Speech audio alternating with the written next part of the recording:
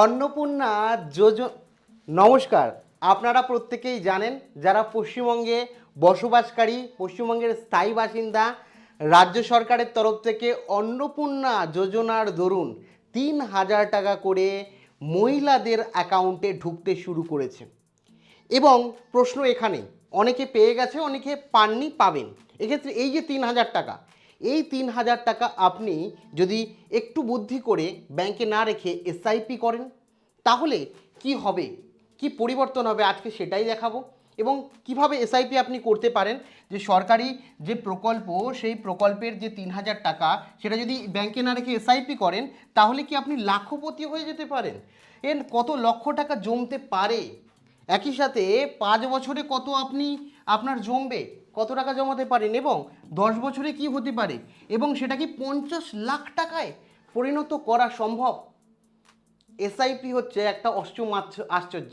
সম্ভব হলে কিভাবে, সেটাও বিস্তারিত অ্যানালাইজ করে প্র্যাকটিক্যালি বলবো, কোনো কথা বা কোনো কিছু না, প্র্যাকটিক্যালি আপনাদের দেখিয়ে দেবো, যাতে আপনারা যে ৩,০০০ টাকা মাসে পাচ্ছেন, সেটা দিয়ে আপনি একটা বড় ভবিষ্যতের জন্য কিছু করে রাখতে পারেন। কারণ এই ৩,০০০ টাকা যদি নাও পেতেন, তাও কিন্তু আপনার সংসার চলতো, আপনার পরিবার চলতো, আপনার পরিবার খেত, এবং যেরকমভাবে জীবনযাপন করছে তেমনভাবেই জীবনযাপন করতো। তাহলে এই যে ৩,০০০ টাকা সরকার থেকে আপনি পাচ্ছেন, এই ৩,০০০ টাকা যদি সঠিক জায়গায় ইনভেস্ট করে নিজের কিংবা আপনার ছেলেমেয়ের বা আপনার পরবর্তী ইচ্ছে পূরণের জন্য ভবিষ্যৎ গড়ে তুলতে পারেন, বা বৃদ্ধ বয়সের একটা জন্য রিটায়ারমেন্টের জন্য একটা ভালো অ্যামাউন্ট জমিয়ে রাখতে পারেন, তাহলে মন্দ হয় না। সেই কারণে আপনাদের কথা ভেবেই এই ভিডিওটি তৈরি করা। কাজে এই ভিডিওটিকে অতি অবশ্যই একটি লাইক প্রদান করবেন। আপনাদের একটি লাইক আমাকে অনেক বেশি এই ধরনের আপনাদের জন্য হেল্পফুল ভিডিও বানাতে মোটিভেট করে। তাছাড়া আমাদের পরিবারের সদস্য না হয়ে থাকলে ইনভেস্টিং ইউনিভার্সিটিকে সাবস্ক্রাইব করুন এবং বেল আইকনে ক্লিক করে রাখুন। চ্যানেলকে সাবস্ক্রাইব করতে, বেল আইকনে ক্লিক করতে কোনো রকম টাকা লাগে না, সম্পূর্ণ বিনামূল্যে আপনারা সাবস্ক্রাইব করতে পারবেন। আপনাদের জন্যই, আপনাদের ভবিষ্যৎ গড়ে তোলার জন্যই এই চ্যানেল। সঠিক পরামর্শ এখান থেকে পাবেন, সঠিক ইনফরমেশান আপনারা পাবেন। This video is made for education purpose only. প্রথমেই বলে রাখি যে অনেকেই জানেন না যে এসআইপির পুরো নাম হচ্ছে সিস্টেমেটিক ইনভেস্টমেন্ট প্ল্যান। আপনি যেরকম প্রত্যেক দিন, আগেকার দিনে কি হতো, প্রত্যেক দিন আমাদের যে পূর্ববর্তী প্রজন্ম, দাদু ঠাকুরদারা যারা ছিল, তারা একটা ঘটে পয়সা জমাতো নিয়মিত, এবং একটা সময় ভাঙতো, অনেক টাকা হতো। তো সেই জিনিসটাই কিন্তু একটু আরও বড় করে ভাবনা হচ্ছে এসআইপি। আপনি যেরকমভাবে আগে এখানে যদিও আগে একটা ঘটের মধ্যে টাকা রাখা হতো, আমি খুব ভালো করে আঁকছি না, ঠিক আছে, এখানে দিনের পর দিন কয়েন বা টাকা, ১০ টাকার নোট এরকম রাখা হতো, এবং যখন যেটা পারতো সেরকম রেখে দিত এবং পরে ভেঙে দিত। বড়রা আমরা দেখেছি যে বিপদের সময় আমাদের এই ঘট ভেঙে টাকা কাজে লেগেছে। এখনকার দিনে প্রায় ঘট চলেই গেছে, কিন্তু এর জায়গায় আপনি এসআইপি করতে পারেন। এসআইপি মানে একটা অল্প পরিমাণ টাকা প্রত্যেক দিন জমাচ্ছেন, ঘটে যেরকম জমাতেন সেরকম জমাচ্ছেন, বা মাসে জমাচ্ছেন, যেটা জমছে তো আপনার বিপদের সময় কাজে তো লাগবেই। একই সাথে এটার একটা আরও ব্যাপার আছে, ইন্টারেস্ট পার্সেন্টেজও অনেক বেশি এসআইপি করলে মিউচুয়াল ফান্ডে। এবং এখান থেকে আপনি প্রতিদিন যে একটা ইন্টারেস্ট পাচ্ছেন, এবং যেটা আপনার ইন্টারেস্টে বাড়ছে তার উপরেও ইন্টারেস্ট পাচ্ছেন। ওয়ারেন বাফেট বলে গেছে, ইনভেস্টমেন্টের মধ্যে এসআইপি হচ্ছে এমন একটা জিনিস যেটা অষ্টম আশ্চর্য আমরা বলতে পারি, যে একটা সামান্য পরিমাণ, যে ৫০০ টাকা করেও আপনি যদি জমান, সেই অ্যামাউন্টটা কখন যে ১ লাখ হবে, কখন যে ১ কোটি হবে, তা আপনি বুঝতেও পারবেন না। প্রথম দিকে একটু লেট হয়, তারপরে দ্রুত গতিতে আপনার অ্যামাউন্টটা বাড়তে থাকে। আমি দেখাচ্ছি। এক্ষেত্রে সাধারণ মানুষ কি করে, আপনাদের মতন মানুষ যারা টাকাটা পাচ্ছেন, আপনি জানেন এখন ডিবিটির মাধ্যমে, ডাইরেক্ট বেনিফিট ট্রান্সফারের মাধ্যমে সরকারি তহবিল থেকে অন্নপূর্ণা যোজনার দরুন প্রত্যেকটি রাজ্যের মহিলার অ্যাকাউন্টে যারা যোগ্য, তাদের ৩,০০০ টাকা দিয়ে দেওয়া হবে। ব্যাঙ্ক অ্যাকাউন্টে আপনার ঢুকে ব্যাঙ্ক অ্যাকাউন্টেই পড়ে থাকবে, অনেকেই ইনভেস্টমেন্টই করবে না। একটু ছোট্ট পদক্ষেপ আপনাদের, যে ফিক্সড ডিপোজিট যদি আপনারা করেন, তাহলে ৬ থেকে ৭% আপনি রিটার্ন পাবেন। আর যদি ব্যাঙ্কেই পড়ে থাকে, তাহলে মাত্র ৩% রিটার্ন। আপনি বুঝতেই পারবেন না, আপনার লাক্ষাধিক টাকা লস হয়ে যাবে। কিভাবে আমি সেটা বলছি। তারপরে খুব কম গ্রোথ এবং তার জন্য আপনার ফিক্সড ডিপোজিট কিন্তু বেটার অপশান না। পোস্ট অফিসে এও সেম 6 থেকে 7%, এলআইসি যদি করেন এই 4 থেকে 6% আরও কম পাবেন এলআইসিতে।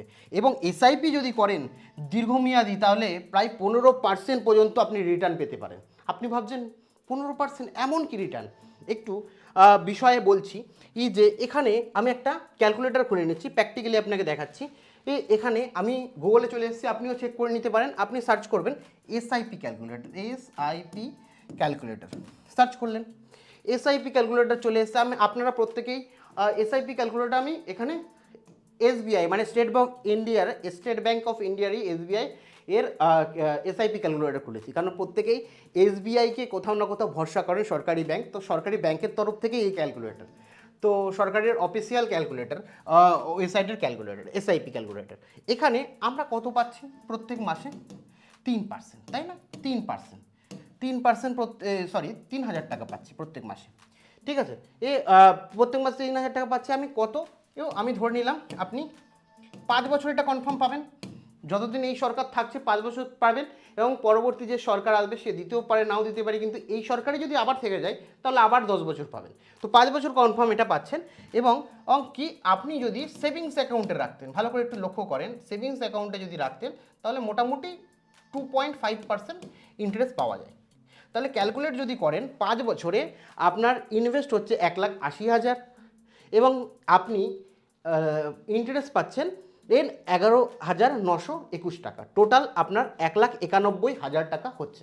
1,91,000 টাকা যদি ব্যাংকে ফেলে রাখেন, 5 বছর ধরে ব্যাংকে ফেলে রেখেছেন, ইন্টারেস্ট পাচ্ছেন 2.5। এবার এটা যদি আপনি এর থেকেও কিছুটা কম পাবেন, ঠিক আছে।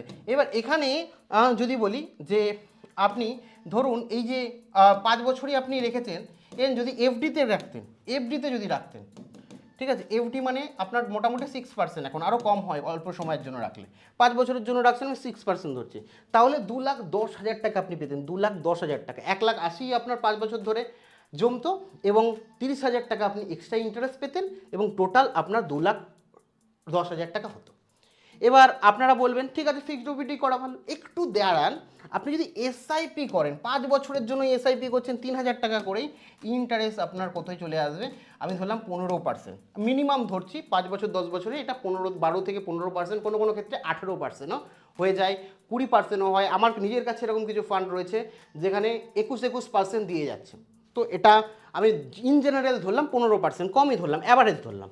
ক্যালকুলেট যদি করি তাহলে দেখতে পাচ্ছেন 2,69,000 টাকা, মানে 2,70,000 টাকা আপনার এসআইপি হচ্ছে। আপনি রাখছেন কত? রাখছেন হচ্ছে আপনার হচ্ছে 1,80,000 টাকা, সেম জিনিস রাখছেন। প্রফিট আপনার কত হচ্ছে? প্রায় 90,000 টাকা এবং টোটাল 2,70,000 টাকা।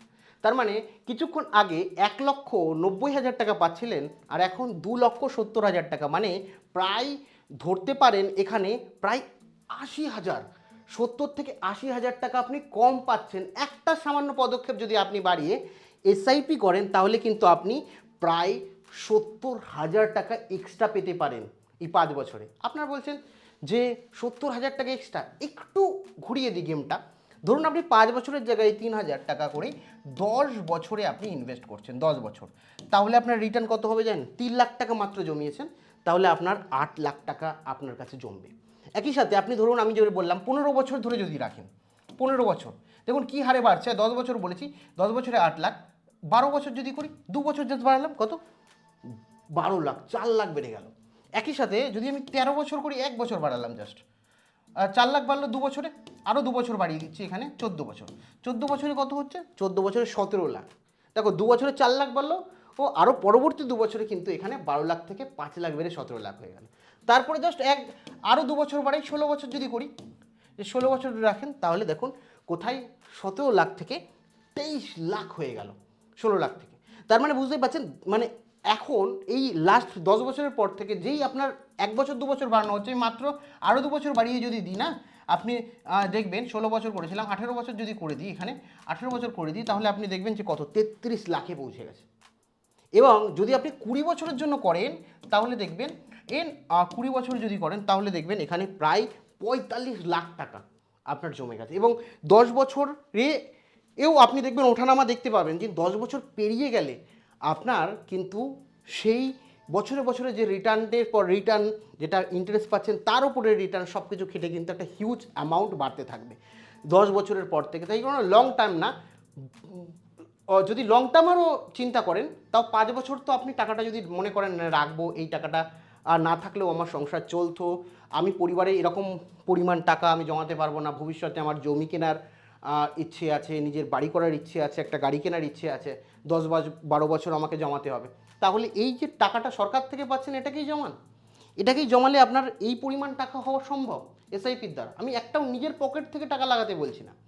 তাহলে যে আপনি প্রথম দিকে আমাদের মনে হয় যে রেখে কি হবে, সেই খুব বেশি সামান্য বেশি পরিমাণ পাবো না, একই রকম ব্যাপার, 2-1 টাকা বেশি কম।